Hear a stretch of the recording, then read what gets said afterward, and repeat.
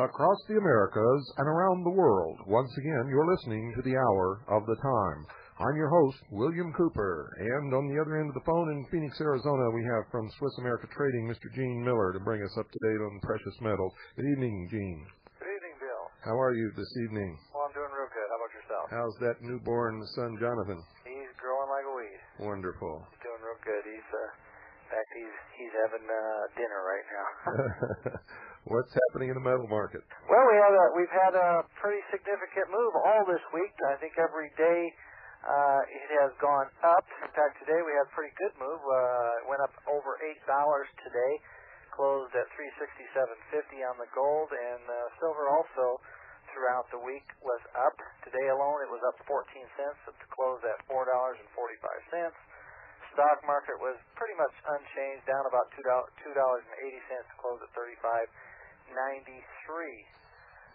One of the questions, and one of the things I wanted to address tonight, because people are asking me, when I talk to them, what is going on, what's going to happen, and one of the things I wanted to briefly touch on is the stock market, because in dealing with a lot of your listeners, Bill, a lot of them are into the stock market, and I'm not here to say it's good, bad, or otherwise, but just to maybe give some perspective on it. That's okay. I'll tell them it's bad. Yeah, okay. Well, one of the things that,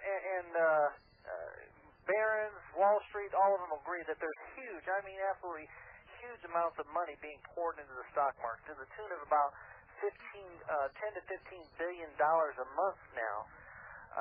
And one thing you have to keep in mind, for someone to be buying stock, somebody has to be selling. It isn't created out of thin air, other than that they do create new stocks, issue new stocks. But what's happening, corporate managers are selling their stocks, and they're also issuing new stocks, which for those that are investing in stocks, when they're doing that, what it does is just serves to dilute the overall value of the stock. And see, what's happening is the corporations are so overridden in debt. Corporate debt now stands at about between 12 and 15 trillion dollars. It's greater than the national debt, and so they're trying to sell stocks to raise capital. Well, what happens is you're not, with all that money being poured into the stock market, you think the stock market would be taking off like a rocket, but in fact it isn't. It's relatively stagnant, and when this money, which I believe is on the verge of stopping, as far as being poured into the stock market, when it comes to the end, that's when you're going to have to watch out, because then there's absolutely nothing to keep it fueled and nothing to keep it going, and then you're look out for a major correction that's going to take place in the stock market. Well, I think it's going to be more than a major correction. I think once there's going to be a big major correction, and then from then on it's going to be downhill for quite some time. I think we're on the verge of heading into a major bear market in the stock market. The stock market, and I thought about this the other day, it's nothing more than basically legalized and organized gambling. That's exactly what it is. And I don't know how you all feel, but I cannot stand to gamble. There's something about it, slot machines and all that, I just have absolutely no desire for it. But, if I was a gambler, if I was to play in that area, which, like I say, I absolutely detest it, but if I was, and I took $1,000 to Vegas and I put it on the craps table or blackjack or whatever, and I won something, the thing that they tell you, if you're going to come out a winner of any sort, is you take your winnings and you set it aside. You pull off your profits and you tuck it away and you walk away with that. And what people need to do in the stock market, fine. If you're going to be in the stock market, it's not my advice, but if you're going to be in there, from 1987, about November till now, we've been in a bull market in the stock market. I think it's coming to an end, and people have made money. No one can deny that at this point. What you need to do, though, is take some of those profits out of that stock market. Fine, if you want to keep the stock, but for goodness sakes, take your profits out of the stock market, put it into something that's real, something that's not going to deteriorate, such as gold and silver, something that when everything else collapses, when the dust all settles, the gold and silver will still have real value. And it'll still be able to buy just as many loaves of bread in the year 2000 as it did in the year 1900. Exactly. But what happens is people get this problem right now in the stock market. They get a little greedy, and they're going to let it ride just one more time and let it ride one more time. Well, you ask anybody that's got a gambling problem, they let it ride one more time, and all of a sudden, someday they walk away from that table with nothing. And that's what's going to happen in the stock market. They're going to let it ride just one more week, and one of these days they're going to walk away with nothing. What I want to do is have your listeners call me. Call me tomorrow or the rest of this week, and we'll sit down, we'll talk, and we'll do, just if you like, a free evaluation of their portfolio, where they're at right now, where they want to be down the road, where they want to be as far as protecting themselves financially should this, or when I shouldn't say should, but when this collapse occurs. How are they going to go about doing it? What's the best way to get there? It's like sitting down and making a roadmap. If you don't have a roadmap, how do you know where to get there? How do you know how to get there from point A to point Z? There's a lot of people that are just kind of floating around there awful lost in the financial world. That's correct. Also, when you call to, and this is just something I want to remind your listeners, when they call in to request our newsletter, and I certainly welcome them to do so, the one on how to stop the New World Order, and your right to own gold, the figure report, or any of the number of newsletters that we do have, make sure that they mention your name, William Cooper. It sure helps us out a lot to be able to identify the calls and get them placed in the right place. Yeah, you guys listen to this show, you get special help from Gene. Just remember that. That's correct. Make sure you mention my name. Tell them you listen to the Hour of the Time, and you get special help. Anything else, Gene? No. The everything else is doing real well. The coins that we mentioned last week, as far as the short-term profit coins, the Morgan silver dollar, 67 Morgans, 66 peace dollars. The higher-end liberties that I'm telling clients, just do it for the short term to take some profits and then go back in and buy the bullion, either the fractional bullion or whatever. Those are all doing very nicely, doing exactly what we want them to do. And so those of you that are fortunate enough to get in at the beginning stage here, which we are still at, you're going to be very happy, I believe, 6 to 12 months from now. So if you haven't got in, give me a holler. We'll show you and explain to you what it's about and how it works. And with bullion taking off as well, don't sit there and watch it go up into the $400 range. Get it now while it's cheap. A lot of people do that. They'll sit there and watch it go up $10, $20, and then they'll go down and place their bet, and it's peaked out and it's on the way down a little bit. Yeah, unfortunately, that accounts for about 75% of all investors. They get in at the wrong time, and if I could encourage any, talking to listeners or talking to clients today, they're just almost petrified as to what to do. They tell me, Gene, I know I should do something. I know I got to do something, but I just want to think about it for a little while. Well, while they're thinking about it, I can understand it's something that they're not used to. The world has not taught them to buy hard assets. The world has taught them to invest in paper and something very volatile. And this is something entirely new. But for goodness sakes, do something. Yeah. And, folks, just remember this. If whatever's on your mind, whatever happens, remember, when economies fail, metals always increase in value. Now, you can play the market because just like paper stock, hard assets go up and down also.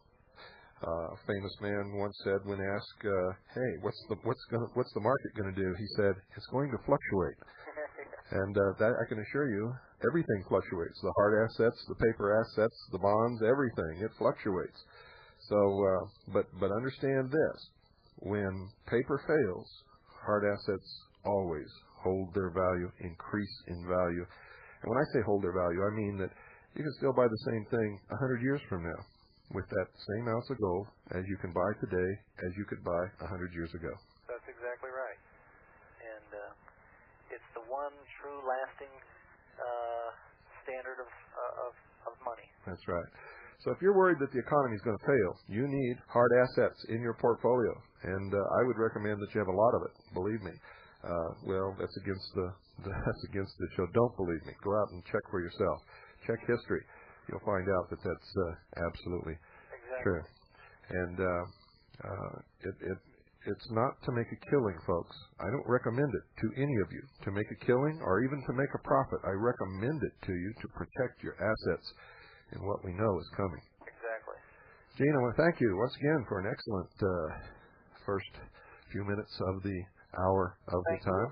And look forward to being with you next week. Also give our best wishes to your newborn son and your family. Thank you. I'll do that. Good night, Gene. Good night, sir. And ladies and gentlemen, we've been working all day on our media buyout, but we're not ready to let you in on what we've come up with yet. Instead, we've got some other things to talk about.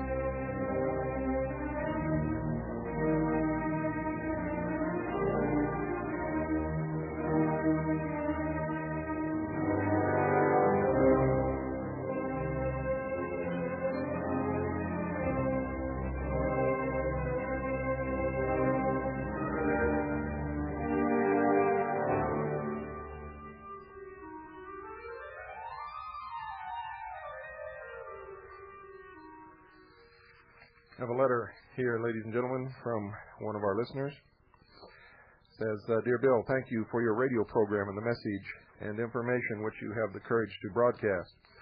You are the only radio personality that is a, quote, real person, unquote.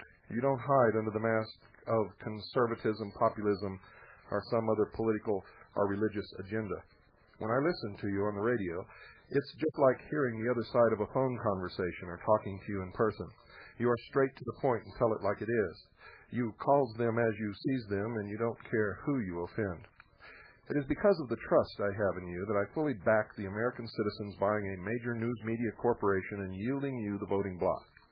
One person, especially a person with the conviction and integrity of yourself, can't be infiltrated by the order or some power. Only a member of your organization who has demonstrated extremely strong conviction, the highest of integrity, and is devoted to preservation of our Constitution should be involved in any major decisions related to the news media venture if something happens to you. I believe that the Star Inquirer Weekly World News option is a good direction due to its vast readership and lower price per share. I have subscribed to all three for more than a decade and have always thought that more fascinating stories could be written that are documented and truthful. These publications could then achieve a higher degree of credibility, and I believe that readership would be vastly increased. Also, the economic times are going to become much worse, as we know. The typical sheeple is going to want answers once his body tells his brain that it is hungry and there is little or no food. What I am saying is that I believe many Americans are going to wake up when the poor economy truly affects them and they lack basic necessities such as food, toilet paper, etc. This is the time that a citizens' media network needs to be in place. Americans will be much more open to the idea of abolishing the Fed or at least a monetary reform for our debt usury system. A higher percentage of people will be able to read during this depression, and the mentioned publications will be the most accessible during those times. Regarding the buying of stock, this is something that certainly will not all take place overnight.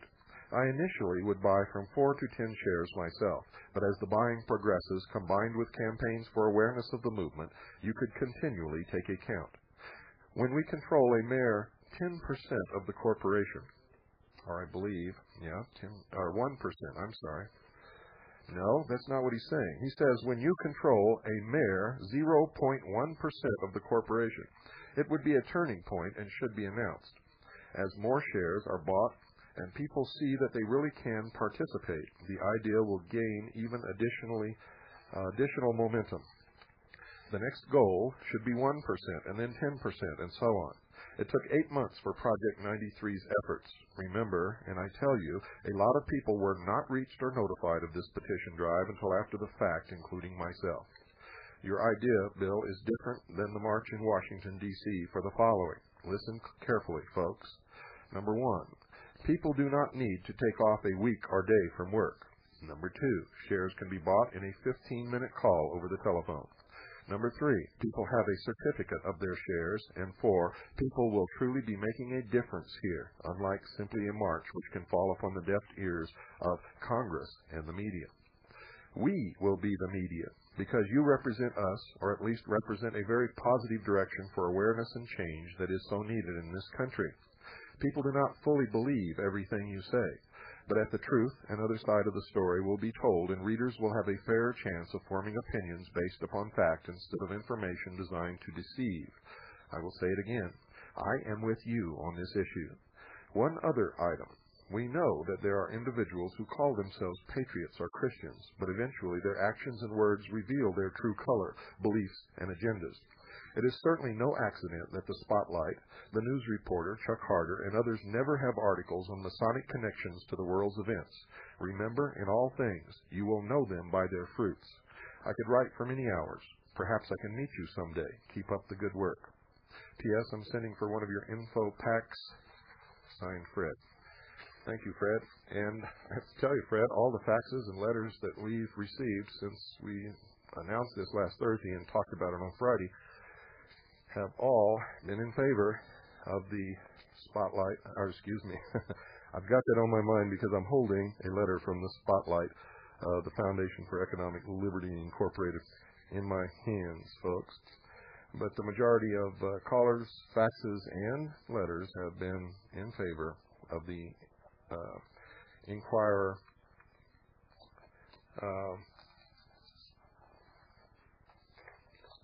Star Group Incorporated, which, of course, has the National Enquirer, the Star, and the Weekly World News. I think it's a good idea.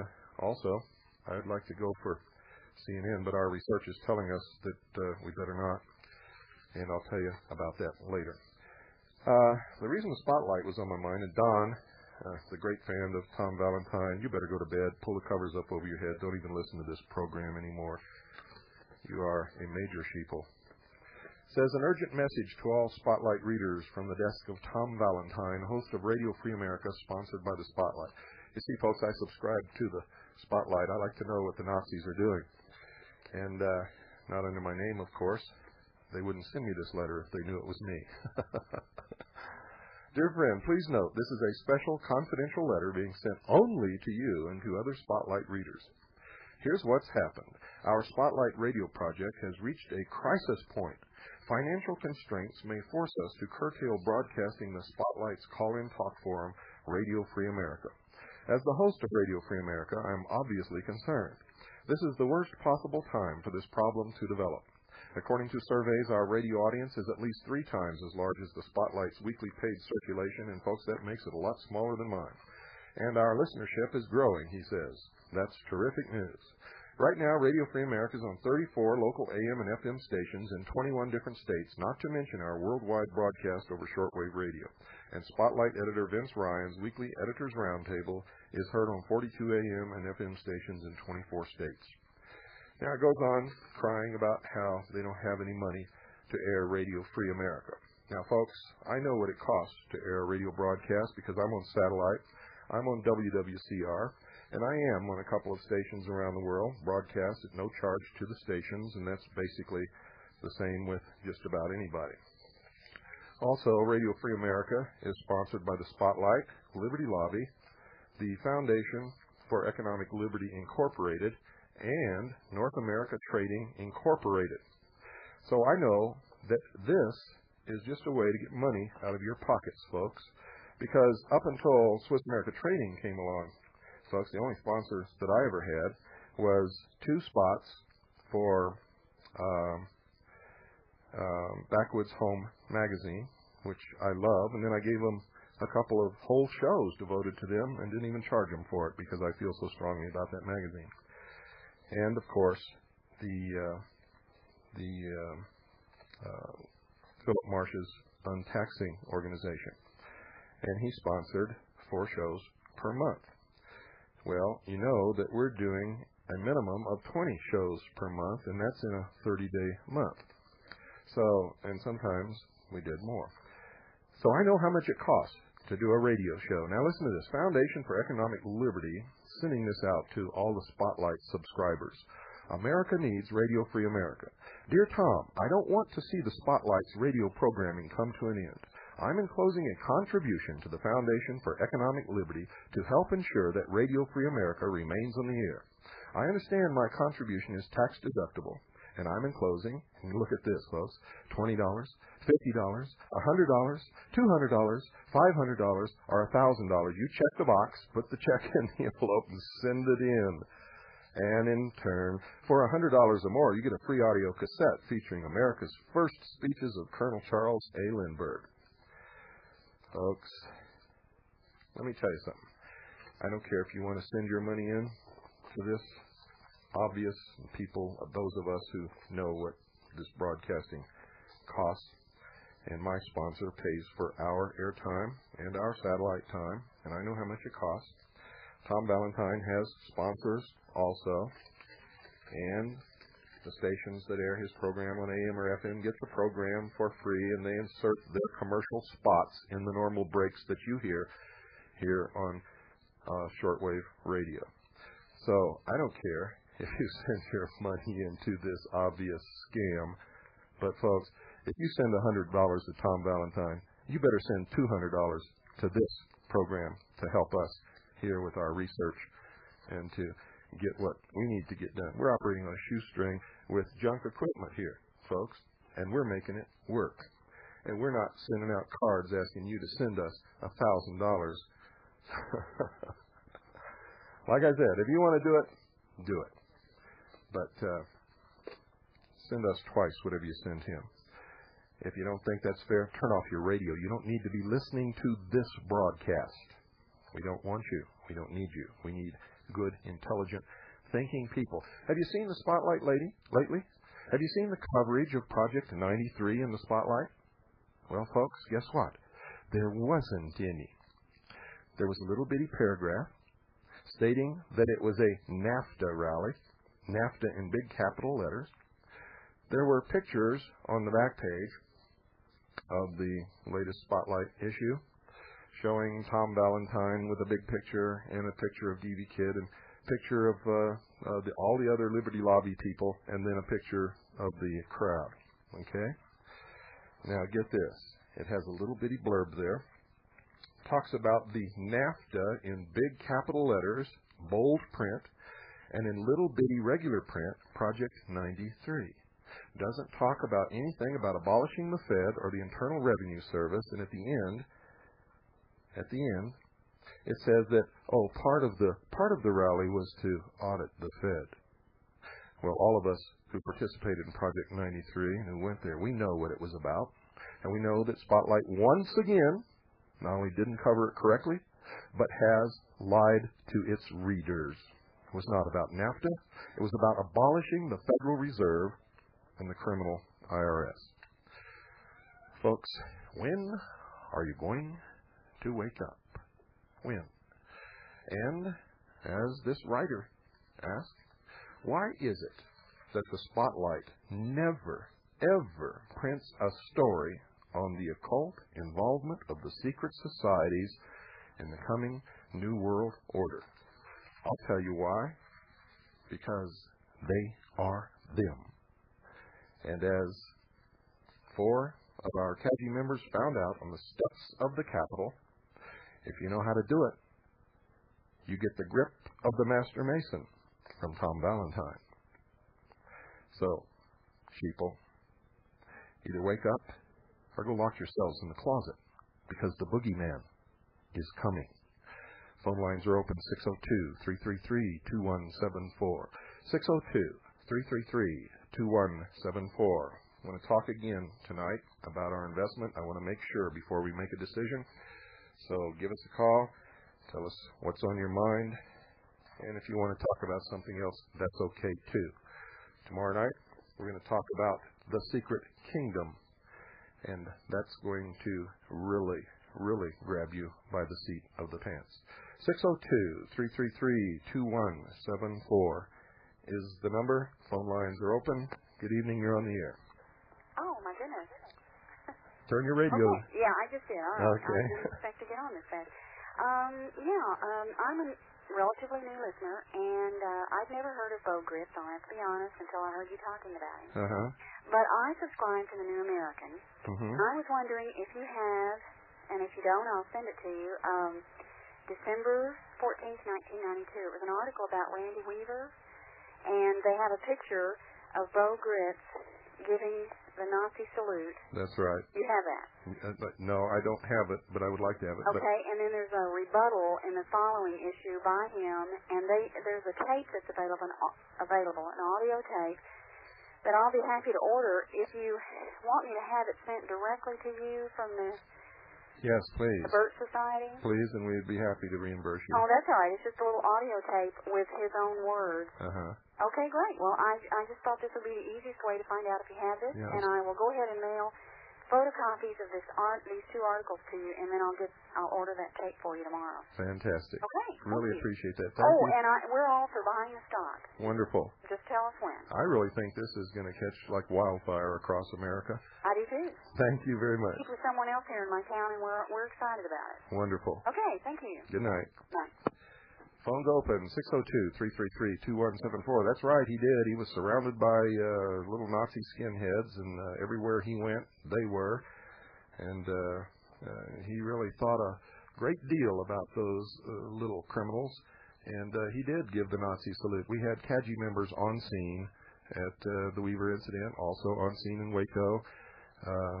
We didn't have any at the Gordon Call fiasco because nobody knew it was happening. Good evening, you're on the air. Hi, Bill. Hello. I found it very discouraging at the Project 93 rally when people shouted down that congressman who wanted to speak about NAFTA. Well, I did too. That's not the way to behave, but I could understand their frustration. They came to protest the Federal Reserve and abolish the Federal Reserve and the IRS, and there was the Liberty Lobby frustrating every effort, and every speaker was from the Liberty Lobby, and every speech was about NAFTA.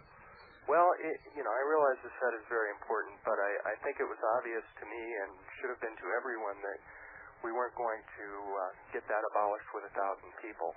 That's true. But we did have 1,700,000 signatures, which, by the way, the clerk of the House was going to just put in storage. They weren't going to look at them or count them. So Devi had them delivered individually to the individual congressman from each state.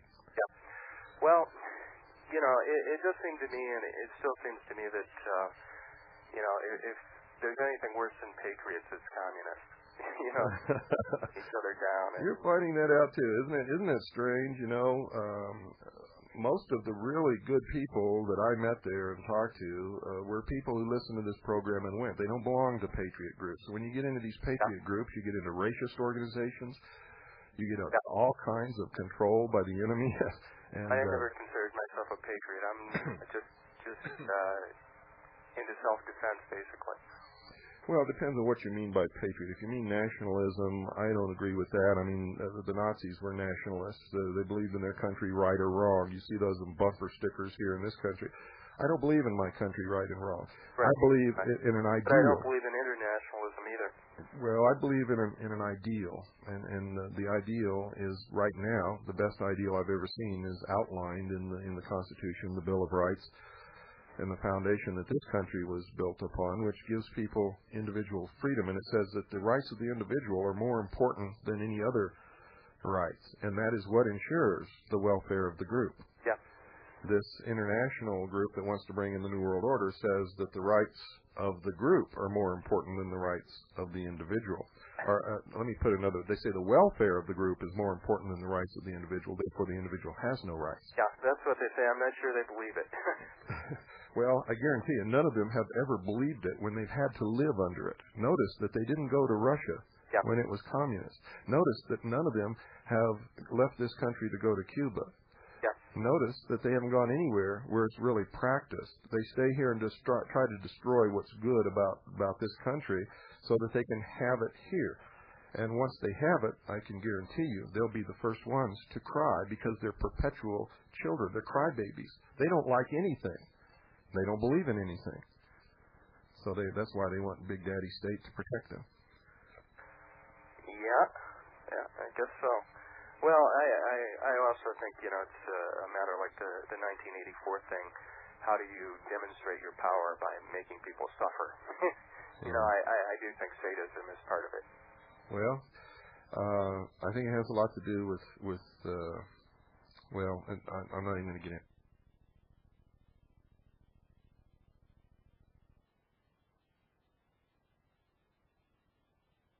In 20-minute tapes, so I had to put a 60-minute tape in, and I just turned it over. Okay, the phone line is still open, folks, 602-333-2174. If you'd like to call and tell us what's on your mind, talk about the media buy that we plan on doing across this country, and we're already getting a tremendous amount of interest. Good evening, you're on the air. I was up there in Washington when y'all up there too there, and I'm right behind you there. I was just wondering, do you know anything about this global out-based education that they're trying to push on us? Yes, I do. In the New World Order, they want to make the school the center of community life. And you'll go to school from the time you're born until the time you die. In fact, the children will be literally raised by the state and not the parents. And what you will learn in school is not what's true, but what is politically correct. And this outcome-based education is the beginning process of that, where they begin to level the intellect of everybody and bring it down to a lower state. For instance, traditionally, if you had a classroom full of 20 kids, you're going to have one or two kids who are really doing pretty bad and one or two kids that are real stars. And everybody else is sort of in between those two extremes.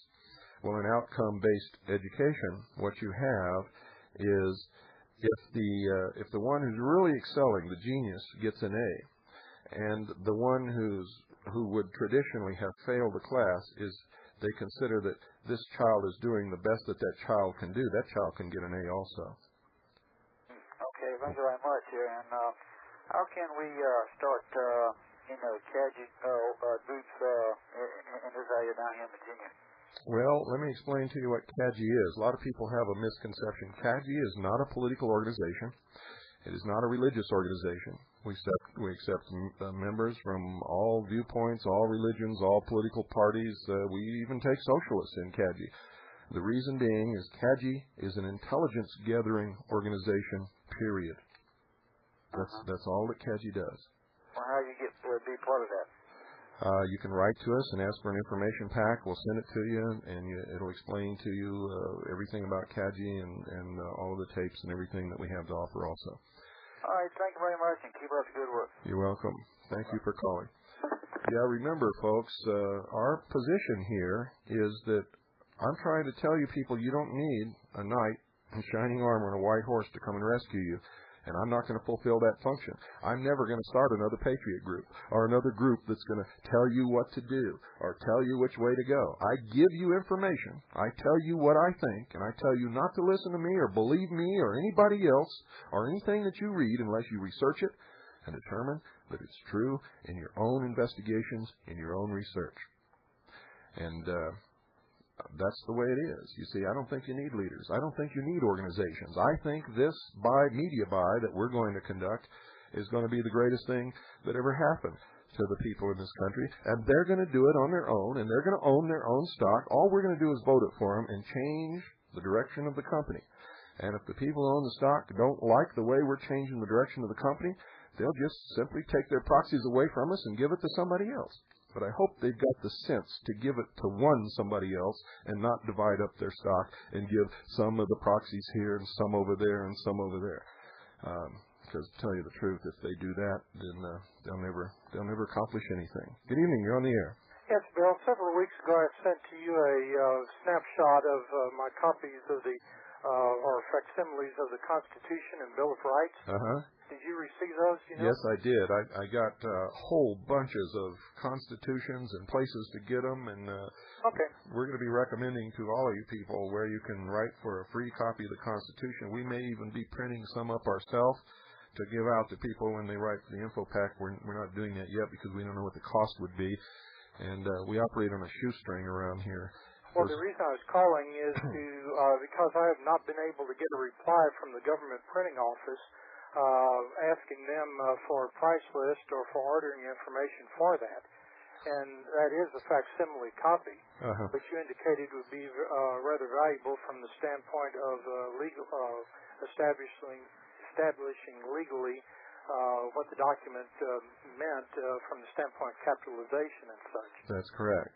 And I just wondered if you had any luck getting the government printing office to give you a price list or ordering information. Yeah, in fact, we have a catalog from them. It doesn't contain the copy like what you sent, an actual photocopy of the actual Constitution in there. But there are other places where it's available. And we heard from an awful lot of people from that show. We got an awful lot of mail. A lot of people sent us places to get constitutions. They sent us copies of constitutions. Some people sent us copies of constitutions which they said were genuine, and once we examined them, they were not genuine. And many of them were. Okay, well, I was interested in facsimile, but I was wondering if I was doing something wrong as far as what it took to get a response from the government. No, they're clamping down on information, and you'll find that they're using the excuse that there's no money to close libraries across the country. You see, we've done, my organization and this radio broadcast and my lecture tours have done more to hurt the enemy than anything that's ever happened or that anyone has ever done in this country. And they realize that we're waking people up and we're teaching them how to go and do the research for themselves, and so they're beginning to shut off the sources of information across the country. There used to be 8 libraries in Santa Barbara, California. They're closing them one by one. There will be one left. When you go to get something Xeroxed in a library, instead of charging you 5 or 10 cents like they used to, now they're charging as much as $1.25. What do you think about that? It's to be expected. Yep. Okay, Bill, thanks. I look forward to hearing information on how to get copies, particularly facsimile copies Great. of the Constitution. Thank you for calling. Thank you. 602-333-2174. Good evening. You're on the air. Yeah, hi, Bill. It's Steve Wolf from Elsa, Texas. Hi, Steve. Good evening. Interesting program. I'm definitely all in favor of buying the stock for a media group, whether it be a newspaper, interest in a cable company, or a cable network. I think that's, absolutely what we should do. Great. To get a hold of it and get the viewpoints out there and get the information. That being the instrument. And having control of that instrument would be the definite way to do it. That's absolutely true. Remember what we've always said. There is no such thing as freedom of the press unless you own the press. Absolutely. Absolutely. So we're all in favor of it behind it down here, and we'll be waiting to find out exactly what we need to purchase. Fantastic. We're putting it all together. And thank you for calling, Steve. All the particulars will be in and we're finally getting another newsletter out, folks. A lot of you think that the newsletter is supposed to be monthly. I don't know where you got that. It's not in our literature. The newsletter is unscheduled. And no matter whether it comes out once every 6 months or once a year or once every week, and sometimes we might do 2 newsletters a month. We might not do a newsletter for 6 months. But when you ordered your membership, or if you had a subscription before we stopped giving them to the public, you'll get 12 issues. No matter how long it takes, you will get 12 issues, so don't worry about it. Good evening. You're on the air. Good evening. Turn off your radio. Turn your radio off, my friend. Okay, got it. Remember, folks, when you call any radio station, not just this one, but any radio station, you've got to turn off your radio, put your phone directly in front of your mouth, and speak louder than you normally do. Welcome. Okay, thank you very much. I didn't expect to get on so quickly, and I appreciate you taking my call. A couple callers ago had some concern about outcome-based education, and I thought your response was on target. I've been studying outcome-based education now for several years here in Pennsylvania. I'm with a regional taxpayer group that covers 7 counties, and we're trying to get on top of this situation. We've been fighting it here in Pennsylvania, which seems to be wanting to take the lead in revamping education and turning our kids into mush, turning their brains into mush anyway. That's correct. Wanted to give a little heads up to your listeners, if I might. The U.S. Congress is debating and potentially voting on a national OBE system this week. It's called Goals 2000. It's Clinton's education reform package, and it is horrible. It creates essentially a national school board that will then direct curriculum nationwide. That's unconstitutional. Uh-huh. It will furthermore mandate that outcome-based education will be the philosophy used in all schools in the nation. It will direct the equalizing of teacher salary and distribution of funds to school districts. Socialism. Got it. I tell you what, I've been following this for several years now, and I've been doing a lot of research into history. There's one other educational program like this has been attempted, and it was by Joseph Stalin in the 1920s. Yeah. And folks, our country is in the hand of the people who have brought about all the revolutions in the history of the world, and they're going to do it to us. Yes. They're doing it to us, in fact. Anyway, and remember, any school or any district or any state or town accepts federal funds will have to accept these rules if they're passed. Yes. As a matter of fact, if the school district tries to buck the system, there are slammers that can be put on the school district. They can cut off funds. Yeah. They can come in and take over the school board. Yeah. All those ramifications are part of this. And they can sneak it in. It's called, in the House, it's House Resolution 1804, and in the Senate, it's called Senate Bill 846. And so please, listeners, call and oppose this legislation. Incidentally, Dick Armey from Texas, representative, has got a reasonably good alternative to this that does empower parents and students. It's an extension of the Hatch Amendment. Great. Now, let me for the program, man. I'm a new listener, but I'm glad I caught your number so I could call in, and I'll be a faithful listener now. Wonderful. Glad you called. Thank you, sir. Thank you. Bye. And while we're on the subject of education, folks, the way that they can take over all schools, including private schools, is to promise the sheeple something like coupons. In other words, you can decide where to send your school, and they'll give you a voucher. You take the voucher, which promises federal funds, and give it to the school of your choice, including private schools. The moment any private school or religious school accepts one of those vouchers, they are now under the control of the federal government. Good evening. You're on the air. Hi, Bill. How are you? Good. I must say, I'm here in Illinois, but I'm originally from Nebraska. I must say about the schools, they had a printing they sent out to all the voters last election from the Secretary of State of Illinois. He's in charge of the libraries and schools and the funding thereof. They had a amendment to the Constitution here in Illinois to increase the proportion of school funding to all the school districts, and he was giving some highlights that Illinois was like number 47th of all 50 states in the amount of money that they fund to the schools, and that number 48, 49, and 50 were Nebraska, Iowa, and South Dakota. I must say that Nebraska, Iowa, and South Dakota, so far as I know, are 1, 2, and 3 in the quality of their education from public schools by statistics. And I'm proud to say that I'm from the Nebraska public schools, and when I went to school, I don't know how it is now, but they were mostly it was the local people that the local parenting and the local communities that sponsored their schools, not That's government, you know. That's the way it used to be. And when government began to take over the schools, our students began to become stupid. When I in the mid '60s, they had over 3,000 rural school districts in Nebraska. It was the state in the nation with the most school districts, and you know that all those schools have since closed up. But they had some, you know, that's when like a teacher taught 30 students and maybe a fifth grader, you know, was learning something that a 10th grader was, you know. He had to keep up to speed. Right. But anyway, there was one other article here. I belong to the NRA only because they help the collective gun effort. Do you believe in gun registration? No, I don't. Then why did you register your guns? Oh, I understand. Oh, my goodness. Oh. Welcome to the real world, my friend. Oh, my goodness. I see your point. And why would you join an organization that has connected gun ownership with animal rights?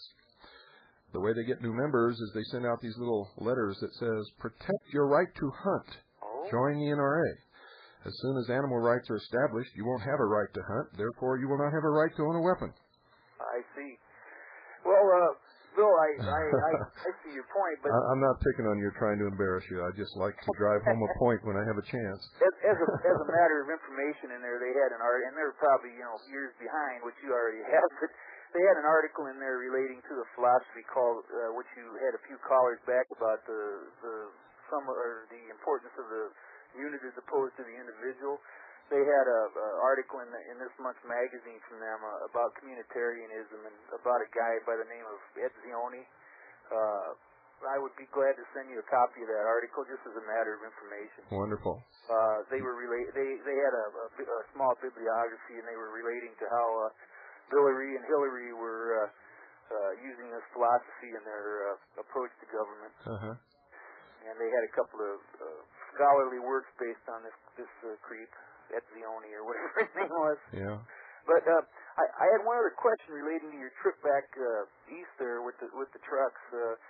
Did you notice anything with the trucks trying to block the roads off when they had the construction? Let's say 2 lanes go down to 1 and they block both lanes off. Yeah. Everybody's backed up. All the time. What do you think of that? I think these truckers are out of control, and I think somebody's going to kick their ass. I think they need they need to be put in their place. You know, there used to be a time when truckers were the knights of the road. Yeah. They would help people. They were the most courteous drivers. They were friendly.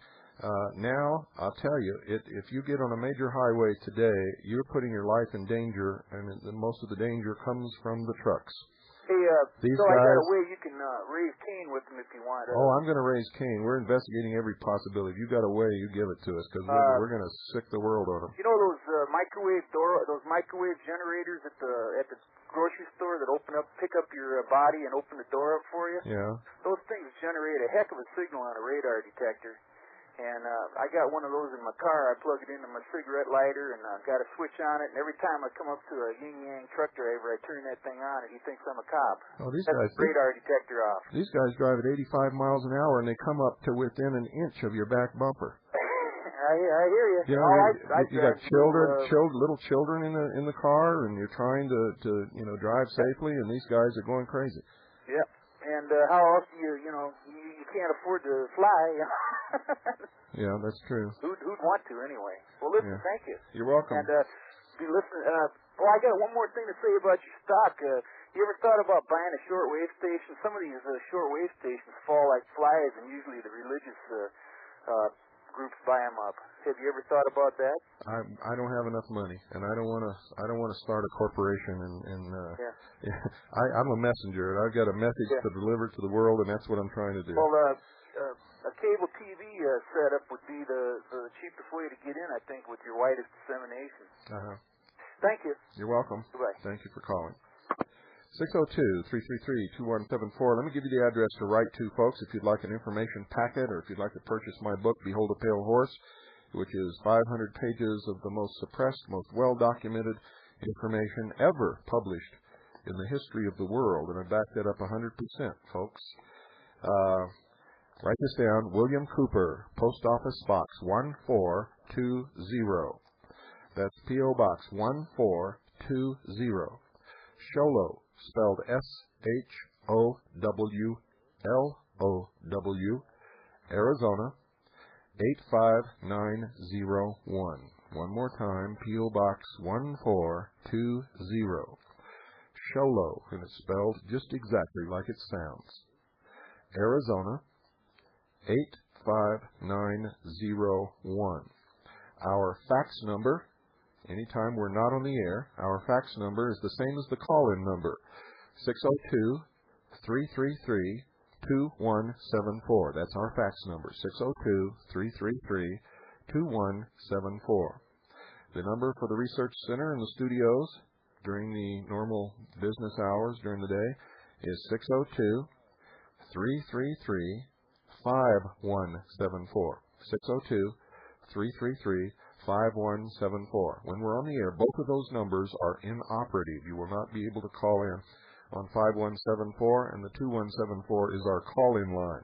The rest of the day, 2174 is the fax number, folks. So from now on, you'll be able to talk to somebody here. Carolyn Nelson is here, and she'll be running the office, and I'll be here in and out because I've got a whole bunch of other things that I do besides the radio and besides the research. I travel and I speak, and I'm always going somewhere where I'm not supposed to be and sticking my nose into something. So I may be here and I may not, but you can call. 602-333-2174. Good evening. You're on the air. Yeah, hi, Bill. How you doing? Good. This is Jim from Michigan. Hello, Jim. Yeah, good idea you got in the stock deal, but I wanted to tell you something else. You ever heard of the Pontiac Silverdome? The Pontiac Silverdome? Down by Detroit, with a big sports arena? No. Well, it's kind of well known in the area here. Well, I'm not a sports fan. I know I'm not either, but my wife, she's in the construction part, you know, in the state of Michigan. And she's talking to a contractor. She said they're putting a big 12-foot fence around this deal, and it was paid for by the DOD. Yeah. Sound kind of weird? Yeah, it's weird. There's a little town in east central Arizona called Eager. In this town, the high school has a huge sports dome. Cost this town $6 million. There's only $1 in that whole town, and everybody who lives there takes turns holding that dollar. You know who paid for that sports dome? No, who? The Tucson Utilities Commission. Oh, yeah? Yeah. Now, why would the Tucson Utilities Commission pay for a sports dome in a little town that does not use its utilities and could not afford to build couldn't even afford to build a door on this thing? I thought I'd bring that to your attention just to get your feelings on it. It sounds snatch of... Have you noticed how many of the new schools have maybe 2 entrances and no windows? Yes, they have. That started a long time ago in this state. I noticed it in middle schools they were building like that. But I guarantee it's not to lock the students in. No. I thought that was kind of weird, and I'd bring it to your attention because, you know, it's kind of the first time I ever heard that, you know, a construction deal going like that, because it ain't to keep the fans in there, is it? Nope. Kind of weird. Yep. Right, thanks, Bill. I'll call you again one of these other nights and let you know if I can find anything else like that going on. You're welcome. And thank you. Bye. Thank you for calling. Folks, I want you to write these numbers down also, and I want you to call. I want you to call these numbers. If you're in the continental United States, 1-800-289-2646. 1-800-289-2646. That's Swiss America Trading. Call. Ask for Gene Miller. Talk to him. If you want to call tonight, leave your name and phone number. He'll get back to you tomorrow. Make sure you mention my name. Make sure you ask for Gene Miller. If you're out of the United States, if you're in another country, the number to call is 1-602-953-6000. Drop the 1. You got other things to call. 602-953-6000. If you're out of the continental United States, if you're in another country, 602-953-6000. That's 6 with 3 zeros. And good evening. You're on the air. Yeah, hi, Bill. I'm calling from Connecticut. I had a question concerning buying stock in one of these media operations. I don't understand much about stocks, but what occurs to me is, didn't you mention a figure around 10% of the stock was the goal? That would be the initial goal. The initial goal. Yeah, we don't have to stop there. Well, my only thought is if hypothetically, by accident or by design, someone with globalist opinions very contrary to ours just happened to own, say, 12 or 15% of the stock in that same company, wouldn't that make our stock ownership rather a moot point? No, it would still give us a big say in the policy of the company. Not only that, but you have to understand there's a lot of other stockholders. They may have the same views as we do. Once we get a stockholder list and write them and tell them what we're doing, they may they may give us their proxy Get too. a hold of the other stockholders and That's right. let them know our goals. Yeah, and if they catch on and try to keep us from getting the stock by buying stock, you know what happens? What? All of a sudden, you guys get rich. Yeah. It drives the value of the stock up, and you get rich. Well, thanks for filling in. We can't lose on this, no matter what we do. There was a part of the puzzle there that I just couldn't see. Yeah. Thanks a lot, Bill. Don't feel lonely. A lot of Americans really don't know how America really works, and it's because we were never taught. We're never taught. There's something seriously wrong here when they don't even teach you how your own country works. Good evening. You're on the air. Good evening, Bill. Since last night, I've been looking at all the various media companies out there. I don't know if you or the group you work with have made any decisions yet, but have you considered Gannett? No, we haven't made any decisions yet, and I have Gannett right here in front of me. That one looks very enticing. I really looked for a lot of companies that had small insider control, and there's one that I think fits the bill, plus already has the network built in as for a national paper with U.S. Whatever the name of their paper is, I forget now. USA Today. Yeah. And plus they own 133 other daily papers around the country, 15 radio stations, 10 TVs, and most interesting of all, they own the Lewis Harris polling network. That's right. We're talking about, I did some rough calculation here, we're talking about a little less than $7 billion total equity. 10% there is not that much, $700 million. And I think we'd have much better chance getting into that situation than we would with like a CBS or a Cap Cities. Well, you may be right. I've got Gannett here in front of me. It closed Friday at $48 3/8 per share with $144 million outstanding. Yeah, I closed at 48 today. I roughed that out at about $6.9 billion total equity. Yeah. 10% owned by the Gannett Foundation, 2% owned by directors. There certainly seems like there'd be an opening there. They're right, aren't they? Yeah, they certainly are. Well, we haven't chosen our target yet. We're still working on it. Well, I just want to give input here, and I want to go full forward and let you know that folks like myself out here, I've let them know, and when the time is right, we're all going to be jumping in on this. Okay, and thank you for calling. We got to go. Good night, folks, and God bless you all.